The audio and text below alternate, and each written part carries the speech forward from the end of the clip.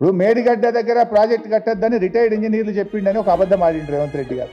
ఆ రిటైర్డ్ ఇంజనీర్లను ఆయన అబద్ధాలు చెప్పేందుకు వాడుకునే ప్రయత్నం చేసిండు. కనీసం వాళ్ళని అడుగు, వాళ్ళ ఎక్స్పర్ట్స్ రాష్ట్రం కోసం ఎంతో కష్టపడ్డారు. గోదావరి బనకచెర్ల ప్రాజెక్టు మీద రిటైర్డ్ ఇంజనీర్ల అభిప్రాయాలు అడుగు. నిపుణులు ఉన్నారు, అనుభవజ్ఞులు ఉన్నారు. నువ్వు ఎవరిని అడగకుండా పోతావు?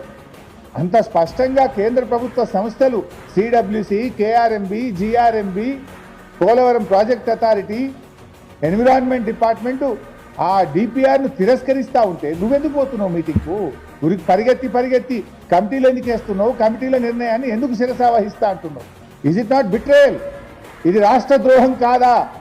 ఎన్ని కొరడా దెబ్బలు కొట్టాలని నేను అడుగుతా ఉన్నా. ఈ ద్రోహానికి పాల్పడ్డందుకు నిన్ను ఎన్ని కొరడా దెబ్బలు కొట్టినా తక్కువే మిస్టర్ రేవంత్ రెడ్డి. ఉదయం బైకాట్ అంటావు, సాయంత్రం బాయ్ రాజకీయాలు చేస్తావు. నీ ఇష్టం వచ్చినట్లు తెలంగాణ సాగునీటి ప్రయోజనాలను ఆంధ్రప్రదేశ్ కట్టబెట్టే ప్రయత్నం చేస్తే బీఆర్ఎస్ పార్టీ చూస్తూ ఊరుకోదు. తస్మాత్ జాగ్రత్త అని చెప్తున్నాం. నీళ్ల విషయంలో నిజాయితీ ప్రదర్శించు, లేకపోతే తెలంగాణ ప్రజలు నిన్ను అదే నీళ్ళలో ముంచుతారు. జాగ్రత్త అని చెప్పి కూడా నేను ఈరోజు హెచ్చరిస్తా ఉన్నా.